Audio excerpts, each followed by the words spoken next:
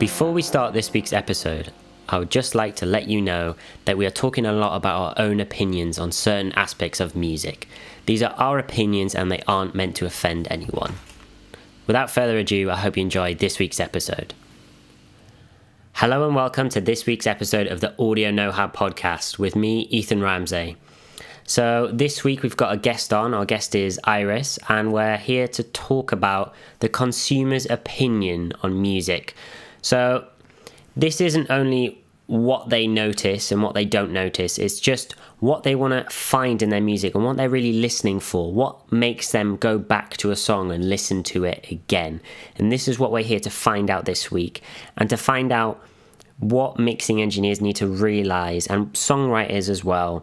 I'm going to talk a bit about everything in terms of the production of music, the songwriting, the mastering, just a little bit about everything, and find out what is it that consumers want to hear in their songs.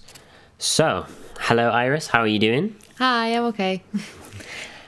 First of all, I just want to ask you about your background. So, what did you grow up listening to, for example?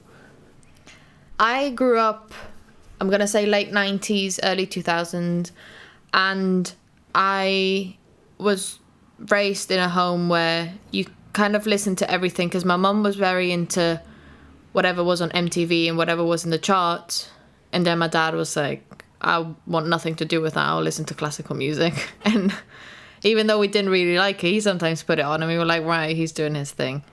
I never really got an interest in that, but I stuck to mostly, at that time, chart music, pop and R&B.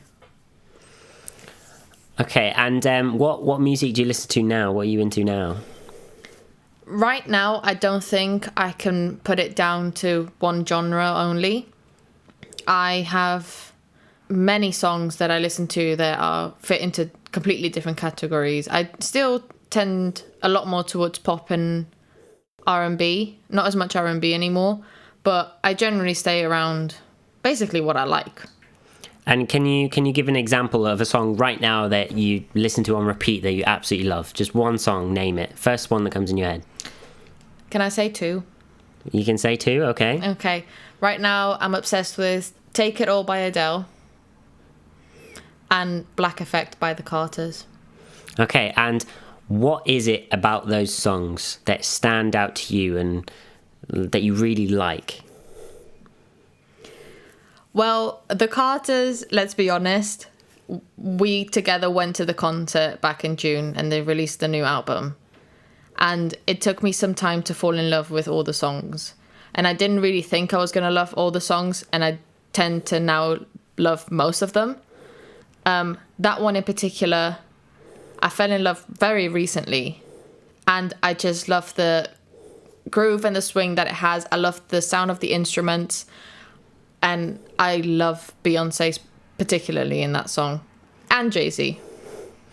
And what about the Adele one? So what is it about the song that makes you love it? That one is mostly the lyrics and the vocal, because Adele is very central vocal and you can't really... Yeah, the vocal's really the centerpiece of everything. Yeah, Adele, exactly. Yeah. Okay. And do you like that about Adele's music, that the vocal is like really the centerpiece of everything and everything else is just supporting it? With her particularly, yes, because I feel like she has a beautiful voice, and what I think they think of is they don't really want to drown her in all the background, the music. You want her to be the center? Like the center point of everything. Yeah, that's what I was. Okay, right. Okay, so what elements of a song in general make you remember it, make you hum it over and over again in your head and make it stick in your head? Personally, I would say the vocal, because obviously the message of the song, and if you can relate to the lyrics, is even better. So the vocal is the first thing that sticks to me, and then the rhythm of the song, I would say. So would you say the lyrics have to have a meaning for you to be able to connect to it and remember it? I don't think it has to have a very deep meaning. Like, it doesn't have to be your sub story or someone else's sub story. That, like, it doesn't have to be that deep. But I do like it when a song has a connection, as in, like, it's a story. Okay. And they don't randomly talk about different things in different verses, and they... So just a way to connect to it in some way. Yeah, exactly. Okay. All right, next we're going to move on. I just want to ask you, in your opinion, what separates a good song from a bad song in terms of the way it's written? So like songwriting. This is completely my opinion. Like, I don't want to make anyone mad, but I would always say, don't make it too crowded. Like, if you have a good idea, make it plain. You can always add stuff to it, but don't add and add and add, and then you lose what you started with, and you lost the main idea that you had. And then... So like, stick to your core idea, don't let it get out of hand.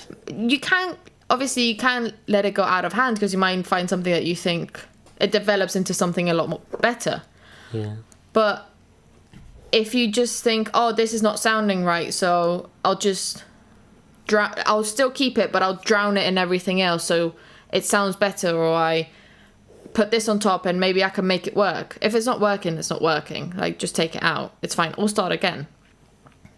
So like, if you listen to a song and it sounds like it's not a great song, but they've finished it anyway. Like, Yeah. don't pursue the idea unless you really believe it's something. That, and maybe it's a great idea, but you didn't develop it correctly. Maybe step Yeah. away from it and listen back to it a few months later, and you're like, what was I actually thinking? Yeah. And then be like, this only needs 2 instruments and a vocal, whatever it is. Okay, so in terms of mixing, what do you think separates a good song from a bad song? Now, I understand you're no mixing engineer here, so this is just a consumer opinion.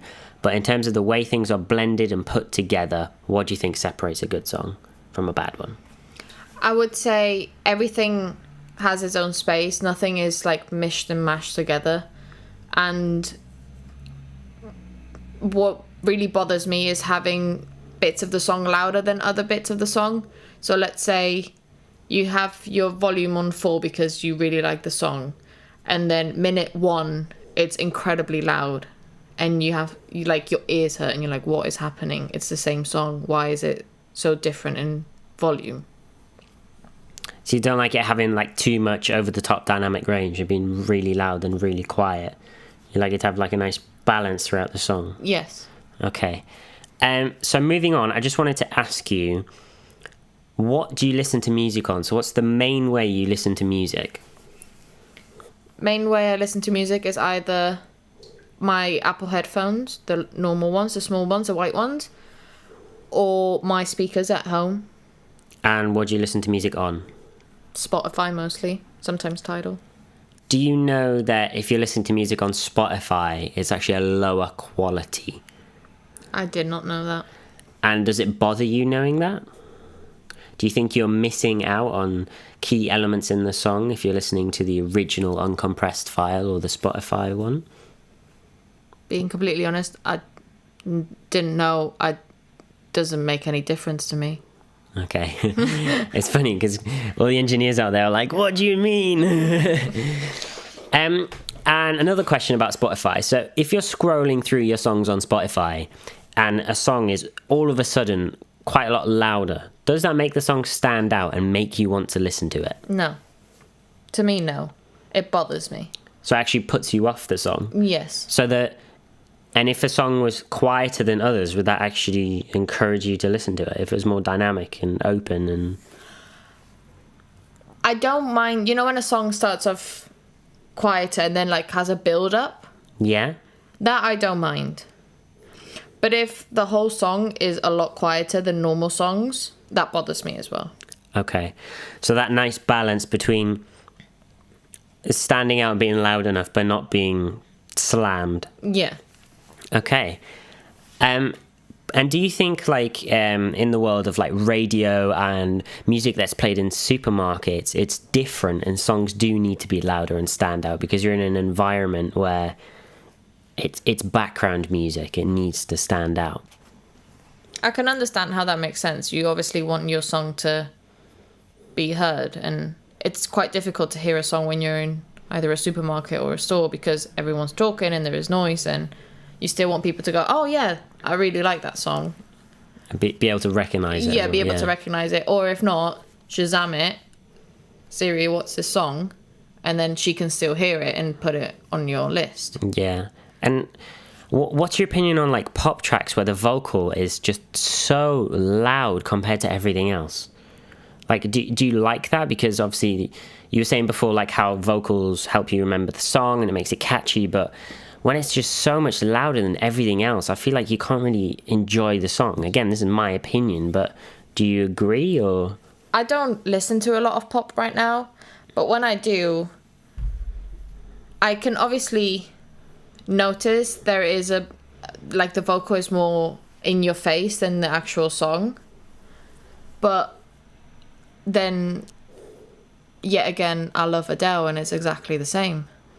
But do you think in some situations it is a bit too over the top? I mean, I don't believe I notice it as much as you would, first of all.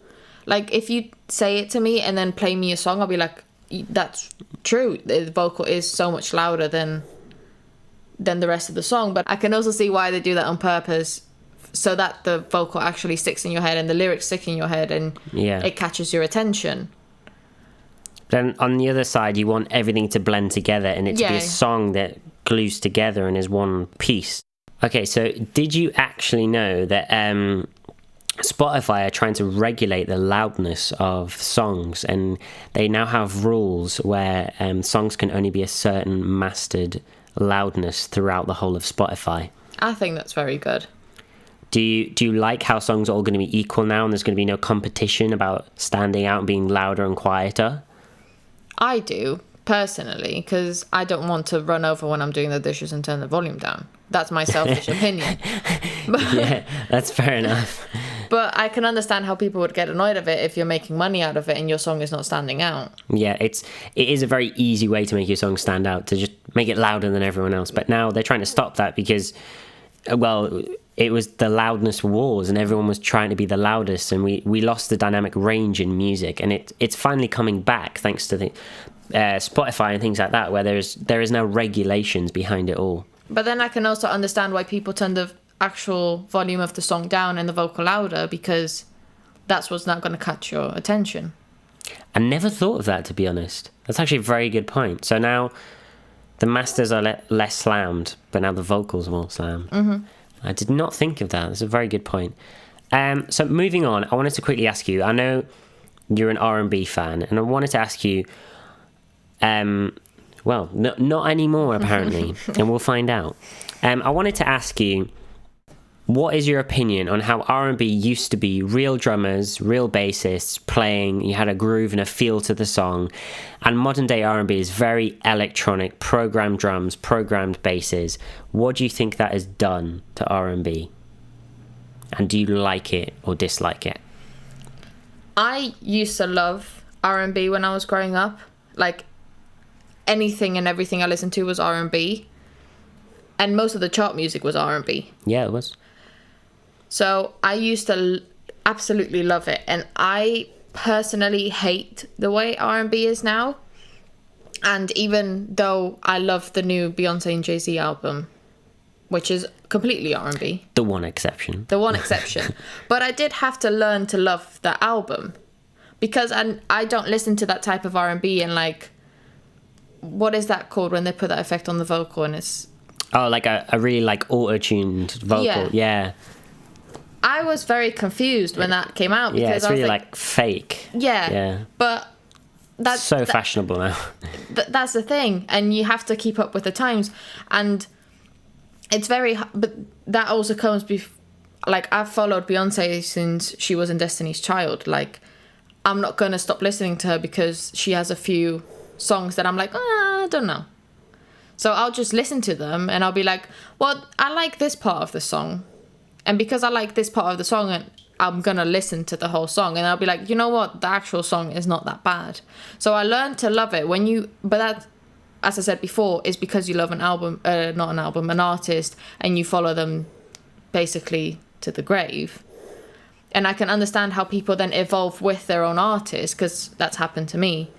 But me personally, putting up an R&B playlist from all the artists that are making R&B currently, I'll be like, no, 2 songs and I'm out, because I don't like that square perfection of fake everything. Yeah, there's no like human feel in it anymore. Yeah. Like if you think of like Beyonce back in the day, like Me, Myself and I, that's got like a really nice real bass and it has a real nice feel to it. And then I feel like her new album and any R&B artist now, it's all so just to the grid and perfect. But I also don't blame people for liking it, because there's songs in that new R&B style that I absolutely love. Yeah, I get what you mean. And what is, I know you briefly spoke about like the auto-tune effect, but like what is your opinion on that? Because that is so fashionable right now. Like, do you think it ruins a song, or do you like how fashionable it's become? I mean, there's pros and cons to everything. I understand how it's fashionable and it fits the song well, and it fits the style of the music and the R&B that it is right now. Do I like it? No. Can I get used to it, and can I still enjoy the song? Yes. So it's to the point where I don't really care. Okay, so it's not like, in my opinion, I just really don't like auto-tune. That is my opinion, but like I feel like it totally takes away the human feel and you just can't hear the singer anymore. But I can understand if the whole song is like that, but if like a few sentences or a verse or whatever has that effect, you can get over it. Or like harmonies and things like that. Yeah. Okay. Right, we're going to wrap up this episode, and I just wanted to ask you, do you have any final thing to say to all the producers, mixing, mastering engineers out there of, as a consumer, what you hear and what you notice? Generally enjoy what you are creating and love what you are doing, because you can really tell when someone doesn't love the song that they made and they just like put it all together and just called it a day. Maybe if you've lost passion about that particular song or that particular band that you were mixing or recording for or whatever it was, maybe take a step back and be like, what do I actually enjoy about them? What makes me happy? Like, you can't do anything if you're not passionate and if you don't love it. So if you've fallen out of love with a project, think about it, because it's not fair on the artist and it's not fair on you. Yeah, I agree with that completely. That's a great point. So thanks a lot for coming to this episode. I hope you've enjoyed it. It was okay. And next week we are talking about a little bit about production, songwriting and co-writing. So don't forget to find me on Instagram and Facebook. Let me know if you have any questions about this week's episode, and let me know if you have any further episode ideas. This has been Audio Know How. I am Ethan Ramsey, and I hope you've enjoyed. Thank you.